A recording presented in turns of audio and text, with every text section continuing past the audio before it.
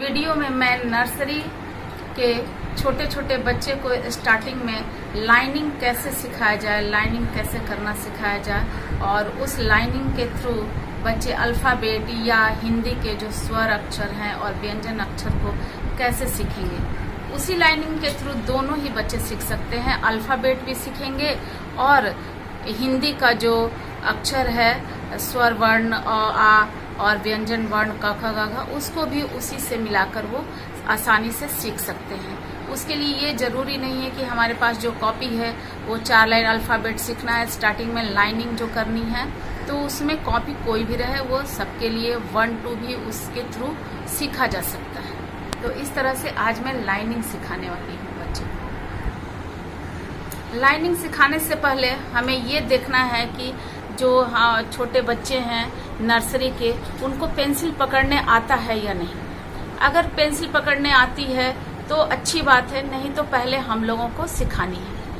उसके लिए हमें क्या करना है कि घर में भी अगर माता पिता भी सिखाते हैं कुछ दिन तक अपने से कि बच्चा हमारा पेंसिल पकड़ने लगे, कुछ लोग ये चाहते हैं कि तब उसके बाद हम नर्सरी क्लास में कहीं विद्यालय में, स्कूल में हम एडमिशन कराएं, तो उन्हें भी चाहिए। या फिर जो बच्चे एडमिशन ले लेते हैं और उन्हें पेंसिल भी पकड़ना नहीं आता है, तो टीचर पहले क्या करते हैं हम लोग कि बच्चे को क्रियोन्स पेंसिल देना चाहिए या कलर स्केच पेन जो है वो देना चाहिए, क्योंकि वो थोड़ा मुलायम भी होता है, पेंसिल थोड़ा कड़ा होता है, जिसके चलते उनकी उंगलियां आसानी से उनको ग्रैस्प कर पाती हैं। और बच्चे को एक कॉपी देकर केवल लाइनिंग करने सिखाना चाहिए।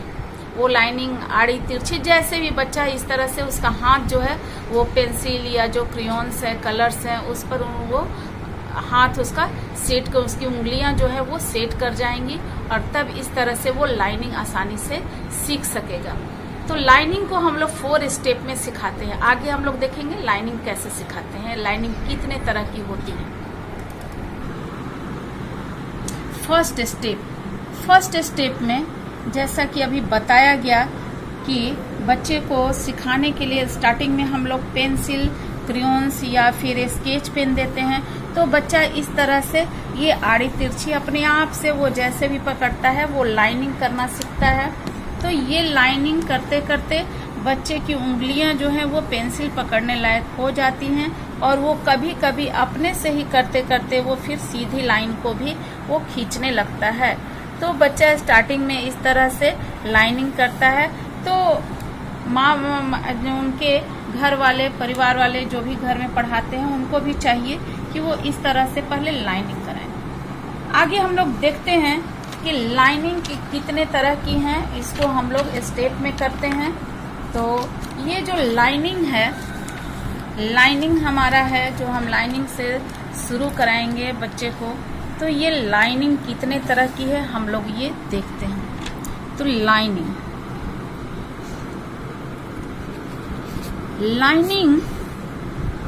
ये 4 तरह की हैं। 4 तरह की लाइनिंग है, जिसमें कि हम लोग ये लाइनिंग देख रहे हैं। ये 4 टाइप्स ऑफ लाइनिंग हैं जो कि स्टार्टिंग में बच्चे को हम लोग सिखाते हैं लाइनिंग। तो ये 4 लाइनिंग क्या क्या हैं, उनका अलग अलग नाम है, जिसको कि हम लोग अभी इस वीडियो में बता रहे हैं और इस तरह से बच्चा आसानी से सीखता है। तो ये जो लाइनिंग है, फर्स्ट लाइनिंग है, इसको बोलते हैं स्टैंडिंग लाइन। इसका नाम है स्टैंडिंग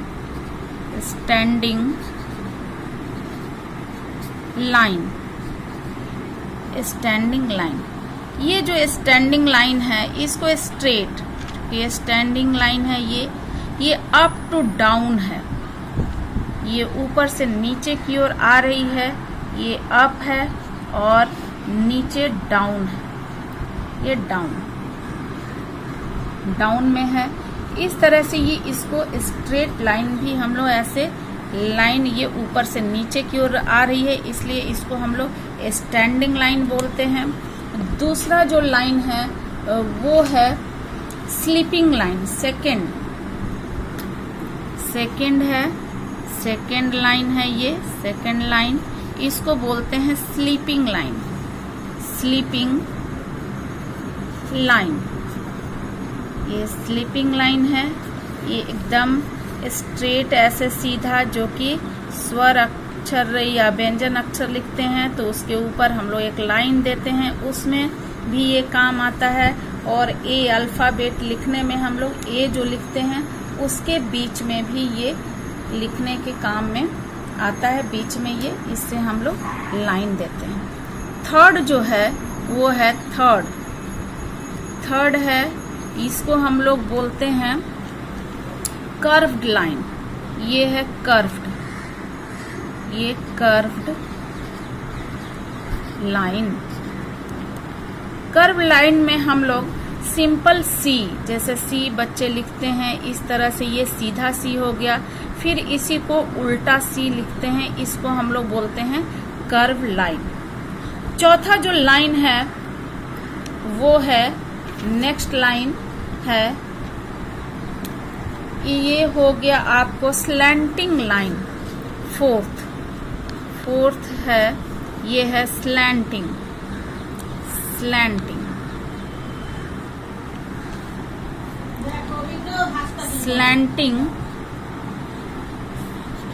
लाइन।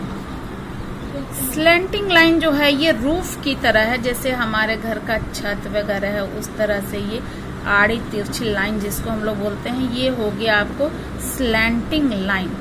तो इस तरह से हम लोग ये लाइन देख रहे थे कि लाइनिंग हम कैसे कराएंगे और कितने तरह की लाइनिंग है। तो फर्स्ट है, अभी हम लोग देखे स्टैंडिंग लाइन। फर्स्ट है वो है स्टैंडिंग लाइन, जिसको कि ऊपर से नीचे की ओर अप टू डाउन हम लोग आते हैं। और सेकंड है वो है स्लीपिंग लाइन। स्लीपिंग लाइन जो सीधी लाइन जाती है, जिसमें कि हम लोग ये कोई भी अक्षर का ऊपर की रेखा भी इसको हम लोग देते हैं। थर्ड है ये कर्व लाइन, जिसमें कि उल्टा सी लिखा हुआ है, एक सीधा सी है और दूसरा उल्टा सी है। इससे अल्फ़ाबेट का डी वगैरह भी लिखने में काम आता है। अल्फ़ाबेट का सी तो सीधा हम लोग लिखते ही हैं। और फोर्थ जो लाइनिंग हम लोग इसी चारों लाइनिंग के थ्रू, चौथा लाइन है ये स्लैंटिंग लाइन, जो आड़ी तिरछी लाइन होती है। इससे ए लिखने में हम लोग को आसानी होती है, बच्चे आसानी से लिखते हैं इस लाइन को सीखने के बाद। तो इस तरह से इन्हीं चार लाइन से बच्चे अल्फ़ाबेट भी सीखते हैं और हिंदी के अक्षर को भी लिखना सीखते हैं। इस तरह से 1 2 भी इसी लाइन से लिखते हैं आसानी से। तो देखते हैं हम लोग पहले कि अल्फ़ाबेट का। तो यहाँ जो मैं कॉपी ली हुई हूँ वो आप हिंदी की लाइन की कॉपी में भी स्टार्टिंग में, ये जरूरी नहीं है कि अल्फ़ाबेट का जो हम पहले लाइनिंग सिखा रहे हैं, अगर आपको इंग्लिश भी सिखाना है तो आप ये लाइन वाली, सीधी लाइन वाली कॉपी में भी आप सिखा सकते हैं। 4 लाइन की स्टार्टिंग में कोई खास ज़रूरत नहीं है। तो इस तरह से हम लोग ये देख रहे हैं कि ये बच्चे को हम लोग इस लाइनिंग के थ्रू अल्फ़ाबेट को कैसे सिखाएंगे। तो देखिए, अल्फ़ाबेट का ए सिखाने में स्लैंटिंग लाइन का पहले यूज होता है। तो ये लाइन है जो कि अभी यहाँ पर बताया गया है। तो ये लाइन है पहले, उसके बाद एक दूसरी लाइनिंग है स्लैंटिंग लाइन की, और बीच में देखिए ये स्लीपिंग लाइन आ रहा है। इस तरह ये अल्फ़ाबेट का ए हम लोग लिखने सिखाते हैं। इसी तरह से बी, 2-3 एग्जाम्पल हम लोग लेते हैं। तो ये बी देखिए अल्फ़ाबेट का। तो सबसे पहले ये कौन सा लाइन बताया गया था, जो हम लोग स्टैंडिंग लाइन बताए, तो वो है।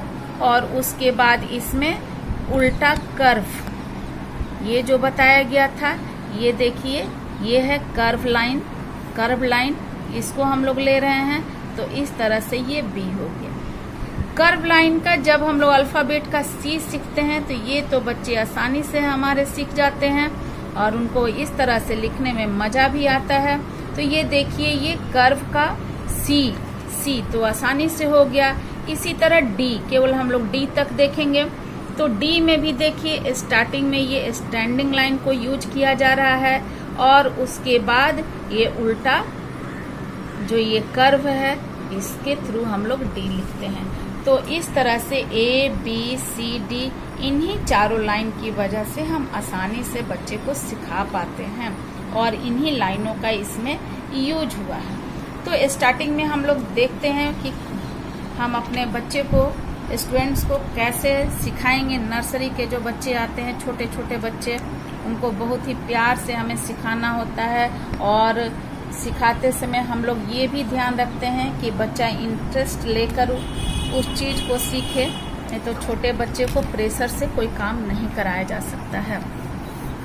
स्टैंडिंग लाइन, सबसे पहले स्टैंडिंग लाइन बताया गया, जो यहाँ फर्स्ट लाइन है लाइनिंग में। तो स्टैंडिंग लाइन हम लोग देखते हैं। स्टैंडिंग